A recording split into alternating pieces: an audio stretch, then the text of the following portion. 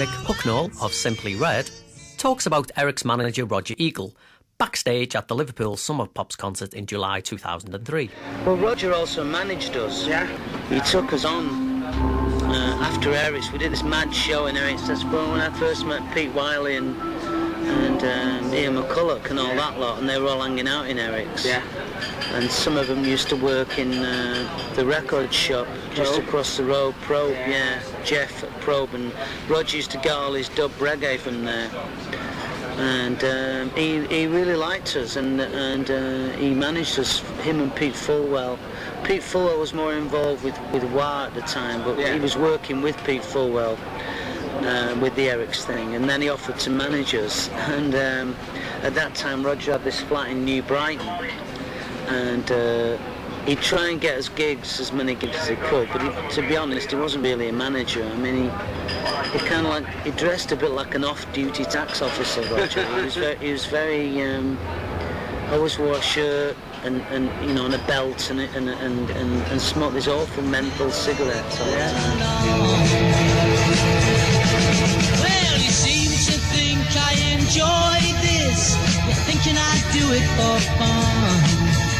The only thing on my mind is searching for the only one. Searching for the only one. At the forefront of electronic music in Liverpool in the late 70s and early 80s was OMD's Andy McCluskey, who recalled vividly how he got started in music and his early influences at his Motor Museum studio in October 2002.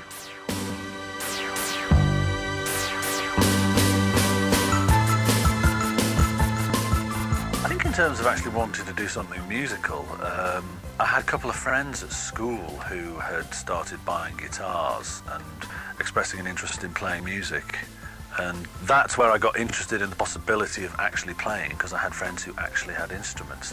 But the first thing that really kind of made me feel like doing something in a particular musical direction was probably hearing Autobahn by Kraftwerk. Single, I think it was in about 75, and being a good teenager wanting to do something that was about creating my own identity, I loved it because it was different, and it just hooked me as like, that is something interesting.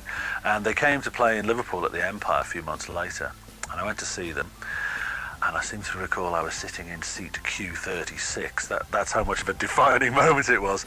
And it was the first day of the rest of my life. These guys came on stage.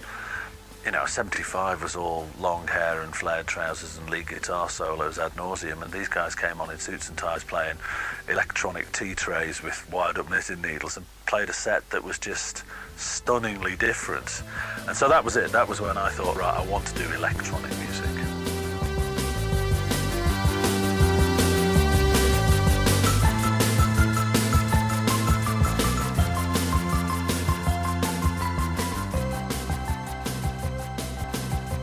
Backstage at the annual Liverpool Summer Pops concert in July 2003, Jim Kerr of Simple Minds explains where the band's name came from. Where did the name come from?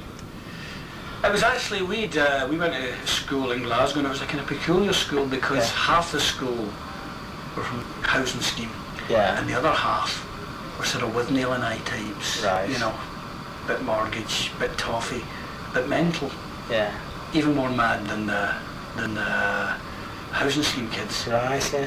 And it came from one of those nutty guys. He used to write us, you know, school desks, Johnny and myself and musers, and we'd say, who's that? Let's get this imaginary band. So kind of you would see it on the walls, you would see it about. That was a thing in Glasgow then. There was no scene, and bands were playing, you know, hard rock and sort of whiskey drinking music. And we would go along and complain to the local pub owner, and he called our bluff. You know, said, well, if you can do any better, do it next Monday night, you know. Sure. So it was kind of pulled together for one night.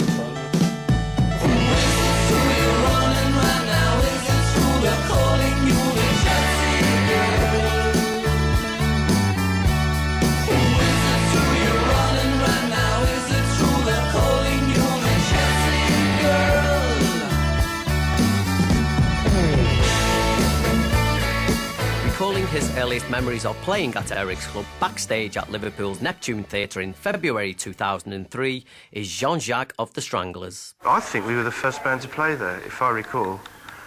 I think it was 1976. When it got packed, not that first time, but when it got packed in 77 we came back.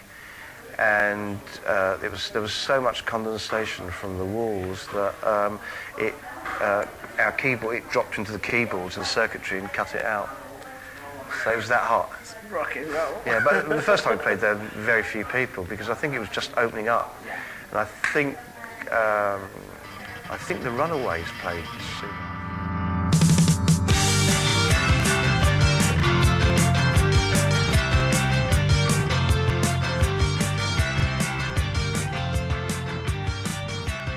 Pete Cliff, one of the managers of Eric's, talks about his time there. Yeah, mine's Pete Cliff. I was the manager of Eric's from 1977 to 1978. I joined the club soon after they opened, replacing one of the owners, who was Ken Testy.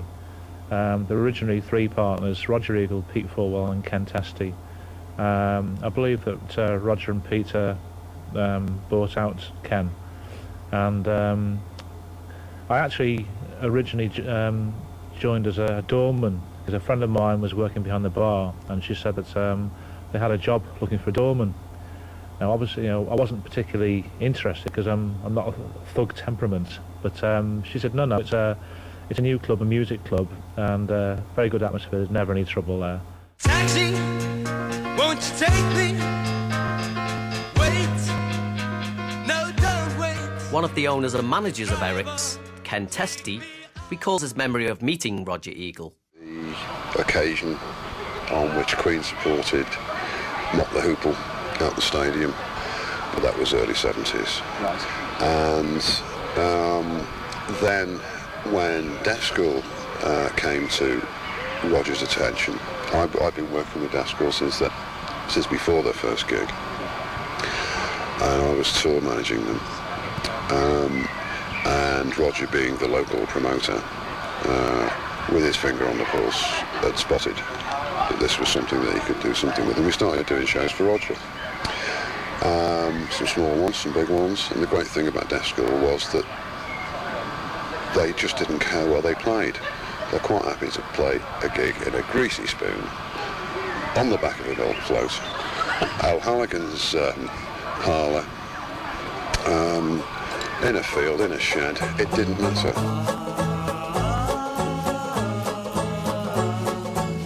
What a way to end it all. What a way to end it all.